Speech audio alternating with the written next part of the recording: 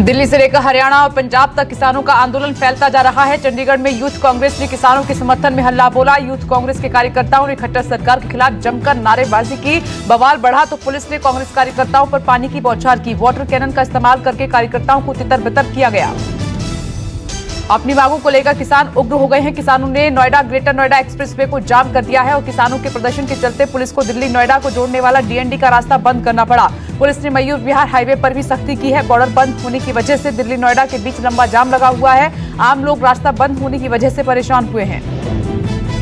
किसानों के जबरदस्त आंदोलन के चलते पुलिस एक्शन में है। टिकरी सिंघू गाजीपुर के बाद नोएडा मयूर विहार बॉर्डर भी बंद हुआ है। नोएडा मयूर विहार बॉर्डर सील होने की वजह से सुबह सड़कों पर गाड़ियों की लंबी कतार लगी। चिल्ला बॉर्डर पर भी पुलिस बल तैनात है। चिल्ला बॉर्डर पर गाड़ियों की चेकिंग के चलते ट्रैफिक मूवमेंट धीमा हुआ है। नोएडा पुलिस ने ट्रैफिक डायवर्जन को लेकर ट्वीट किया है।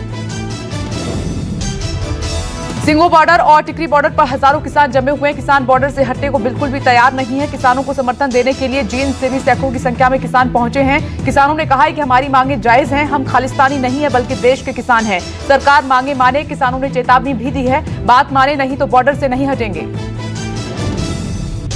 पूरा प्रचार तंत्र जो ये कह रहा है तो किसान ही नहीं है, खालिस्तानी है, पता नहीं क्या तरह तरह की बातें की जा रही हैं, लांछन लगाए जा रहे हैं। लेकिन सच्चाई ये है कि एक स्वतः आंदोलन है। लोग अपने आप आ रहे हैं, लोग तंग हैं। ये सिर्फ पंजाब की बात नहीं, हरियाणा, मध्य प्रदेश, महाराष्ट्र, उत्तर प्रदेश, हरियाणा, जहाँ कई किसान हैं वे इन कानूनों से प्रभावित हैं, वे आहत हैं। मंडी पे उनको भाव नहीं मिल रहा। जब से सरकार आई वो तंग हैं, उनकी लागत निरंतर बढ़ती। गाजियाबाद दिल्ली के गाजीपुर बॉर्डर पर किसान धरने पर बैठे हुए हैं। किसान पीछे हटने को बिल्कुल भी तैयार नहीं है। किसानों ने पुलिस के बैरिकेड हटाने की कोशिश की। फरीदाबाद बॉर्डर पर भी सख्ती काफी बढ़ा दी गई है। फरीदाबाद बॉर्डर पर भी भारी पुलिस बल तैनात है। दिल्ली ट्रैफिक पुलिस ने किसान आंदोलन को देखते हुए टिकरी border, Jharoda border, Jhatikara border को भी किसी भी ट्रैफिक मूवमेंट के लिए बंद कर दिया है और बदूसराय बॉर्डर केवल दोपहिया यातायात के लिए खुला गया है। हरियाणा के जींद में खाप पंचायतों ने दिल्ली कूच शुरू कर दिया है। पंचायतों ने अगर कहा कि 3 दिसंबर को सरकार से बात नहीं बनती है तो फिर वो दिल्ली जाने वाले फल, दूध, सब्जियों की सप्लाई को बंद कर देंगे। किसान आंदोलन के चलते मंडियों में आम सब्जियों की आपूर्ति कम हो रही है। अब खाप पंचायत की धमकी ने सरकार की परेशानी को और बढ़ा दिया है। किसानों के प्रदर्शन को देखते हुए आज गृह मंत्री अमित शाह के घर फिर मंथन हुआ है। अमित शाह की मीटिंग में कृषि मंत्री नरेंद्र सिंह तोमर और पीयूष गोयल शामिल हुए। कल किसानों के साथ नरेंद्र सिंह तोमर और पीयूष गोयल ने ही बातचीत की थी, पर बातचीत बेनतीजा रही। 3 दिसंबर यानी कि कल किसानों से फाइनल राउंड की बातचीत होगी। फाइनल बातचीत से पहले किसानों को लिखित में समस्याएं बतानी है। कांग्रेस नेता राहुल गांधी लगातार मोदी सरकार पर हमलावर हैं। राहुल गांधी ने ट्वीट कर एक बार फिर किसान आंदोलन के मसले पर सरकार को घेरा है। राहुल गांधी ने लिखा कि किसान की आय दोगुनी होगी। सरकार ने मित्रों की आय चौगुनी और किसान की आधी की है। राहुल गांधी ने मोदी सरकार को झूठ की, लूट की, सूट-बूट की सरकार कहा। यूपी के सीएम योगी आदित्यनाथ के मुंबई दौरे से सियासत काफी शुरू हो गई है। मुंबई दौरे में सीएम योगी यूपी में फिल्म सिटी बनाने को लेकर फिल्मी सितारों से मुलाकात कर रहे हैं। सीएम योगी ने अक्षय कुमार से लेकर सिंगर कैलाश खेर तक कई हस्तियों के साथ मीटिंग की है।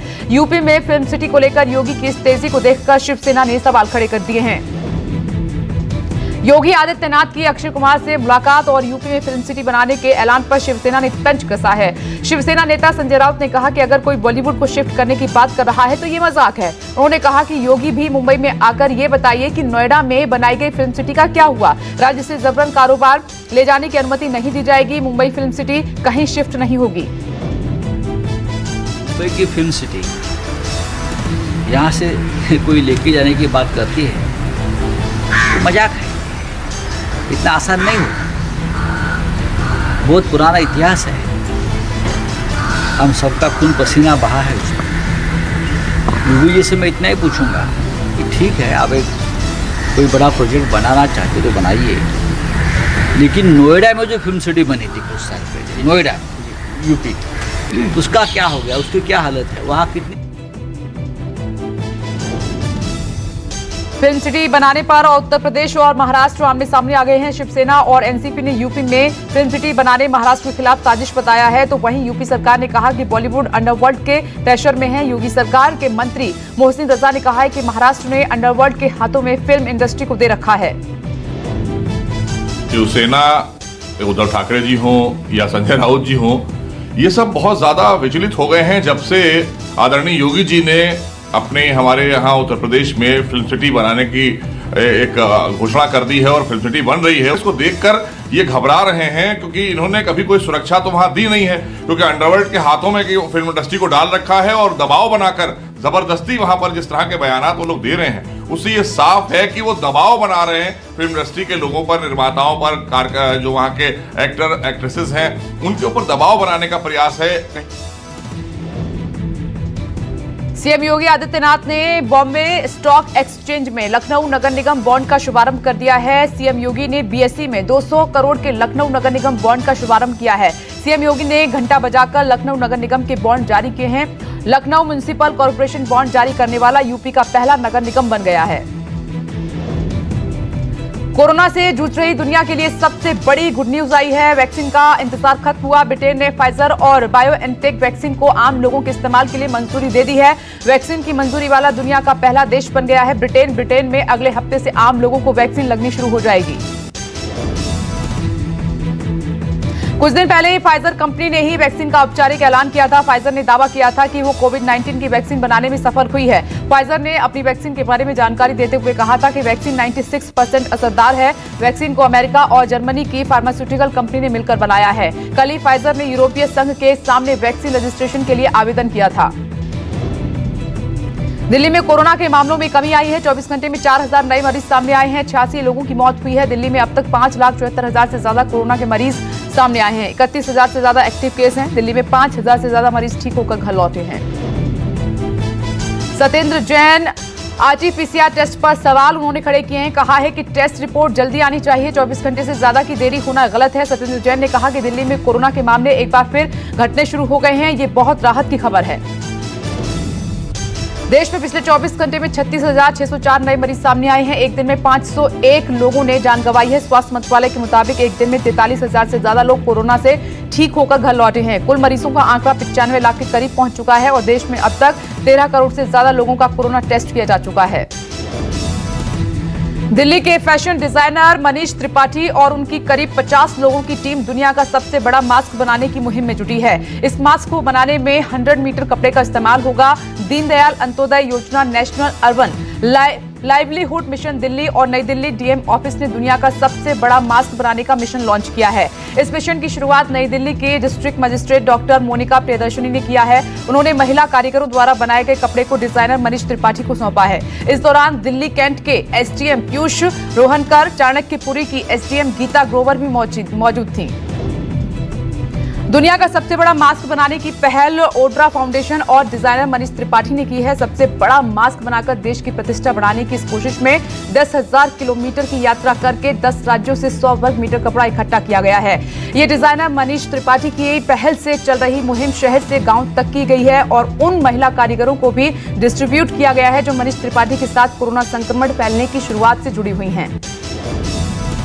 बंगाल में चुनाव से पहले बीजेपी को कड़ी टक्कर देने के लिए ममता सरकार ने कल द्वारे द्वारे पश्चिम बंगाल बोंगो सरकार नाम से नया अभियान शुरू किया है। बताया जा रहा है कि इस कार्यक्रम के जरिए पार्टी लोगों के साथ संपर्क अभियान को बढ़ाने में लगी है। साथ ही ये खबर है कि ममता 3 दिसंबर यानी कि कल माझेर हाट ब्रिज का उद्घाटन करेंगी और बीजेपी और केंद्र सरकार की नीतियों के खिलाफ हल्ला बोलेंगी। सिलेंडर की कीमतों में एक बार फिर से इजाफा हुआ है। गैस सब्सिडी घरेलू एलपीजी सिलेंडर के दाम बढ़े हैं। एलपीजी सिलेंडर के दामों में 50 रुपए की बढ़ोतरी की गई है। बता दें कि सिलेंडर की ये बढ़ी हुई कीमतें आज से लागू की गई हैं। तमिलनाडु केरल में फिर चक्रवाती तूफान का खतरा मंडरा रहा है, जिसे लेकर मौसम विभाग ने ऑरेंज अलर्ट जारी कर दिया है और बुरेवी नाम के इस साइक्लोन की वजह से कोच्चि में मछुआरों को समुद्र में जाने पर पाबंदी लगा दी गई है। मौसम विभाग ने दक्षिणी तमिलनाडु और दक्षिण केरल में भारी बारिश का अनुमान भी जताया है। छत्तीसगढ़ के राजनाथ गांव से बड़ी घटना सामने आई है। क्षेत्र में मेडिकल कॉलेज अस्पताल के आईसीयू में गैस सिलेंडर फटने से एक मरीज की मौत हो गई और घटना के बाकी मरीजों को दूसरे वार्ड में शिफ्ट कर दिया गया है। हादसे के बाद से पूरे अस्पताल में अफरा तफरी का माहौल बना हुआ है। महाराष्ट्र के पुणे में पुलिस की बड़ी कार्रवाई। 190 किलो चंदन की लकड़ी को पुलिस ने जब्त कर लिया है। पुणे से अहमदनगर तस्करी कर ले जाई जा रही थी चंदन की लकड़ी। यूपी के संभल में शादी समारोह में हर्ष फायरिंग का ये मामला है। हादसे में एक व्यक्ति की जान चली गई। घटना में दूल्हे के पिता भी गंभीर रूप से जख्मी हुए हैं। मामले में एफआईआर दर्ज कर आरोपी को पकड़ने की कोशिश जारी है। पश्चिम बंगाल के वर्धमान में रुई की फैक्ट्री में आग लग गई और आग लगने से लाखों का सामान जलकर खाक हो गया। मौके पर पहुंची दमकल की गाड़ियों ने आग पर काबू पाया। हादसे में किसी तरह की हताहत होने की कोई खबर नहीं है। पश्चिम बंगाल के सिलीगुड़ी में एचआईवी पीड़ितों और स्वास्थ्य कर्मियों ने विश्व एड्स दिवस के मौके पर मोमबत्ती जलाकर लोगों को जागरूक किया है। उन्होंने बताया है कि किस तरह से इस बीमारी से बचा जा सकता है। एमपी के इंदौर में पुलिस ने बड़ी कार्रवाई की है और पुलिस ने जंगल में पार्टी करते हुए 50 जोड़ों को रंगे हाथों पकड़ा है। पुलिस ने पार्टी को खत्म करवाकर आयोजक के खिलाफ कार्रवाई की है। कालाकुंड लोधिया के पास जंगल में लड़के लड़कियां पार्टी कर रहे थे। यूपी के आगरा से सामने आया मानवता को शर्मसार करने वाला मामला। एक नाबालिग ने 2 साल की बच्ची के साथ रेप किया है। आरोपी की उम्र 15 साल बताई जा रही है। पुलिस ने आरोपी नाबालिग को गिरफ्तार कर लिया है। हंगरी के सांसद जोसेफ जाजेट ने गैरकानूनी सेक्स पार्टी में मौजूद होने की बात को स्वीकारा है। जोसेफ की सत्ताधारी कंजर्वेटिव फिडेस पार्टी के सांसद हैं और वहीं इस घटना के बाद जोसेफ ने अपनी सीट से इस्तीफा दे दिया है। मोहम्मद अली जिन्ना के नाम पर शराब का नाम in the memory of the man of pleasure रखा गया है। जिन्ना से मिलते गिन्ना के नाम से शराब की बोतल के लेबल पर जिन्ना को लेकर जिक्र किया गया है। शराब की बोतल पर पीछे की तरफ अंग्रेजी में लिखा गया है कि शराब जिन्ना की याद में लॉन्च की गई है। बॉलीवुड के मशहूर निर्देशक राम गोपाल वर्मा अपनी एक नई south Indian film corona virus को लेकर आ रहे हैं और इस फिल्म का ट्रेलर उन्होंने अपने ट्विटर अकाउंट से शेयर किया है। वहीं इस फिल्म में कोरोना वायरस का डर रियल लाइफ में कैसा है उसे बताया गया है और फिल्म का ट्रेलर सोशल मीडिया पर छा गया है। बैतूल में कंगना रनौत अपने नए फिल्म की शूटिंग करने के लिए तैयार हैं। बैतूल में पहली बार एक बड़े बजट और बड़े स्टार कास्ट वाली फिल्म धाकड़ की शूटिंग होने जा रही है। सूत्रों के मुताबिक फिल्म कोयला माफिया पर आधारित है और इस खबर से बैतूल में खुशी की लहर है। फ्लिप स्टार्टअप डेज सेल का दूसरा दिन है और सेल 3 दिन के लिए रखी गई है, जिसकी शुरुआत 1 दिसंबर को की गई थी। सेल में इलेक्ट्रॉनिक एक्सेसरीज पर 80% तक की छूट का ऑफर दिया जा रहा है। टीवी, एसी, ऑफिस को ग्राहक 50% तक के डिस्काउंट पर खरीद सकते हैं।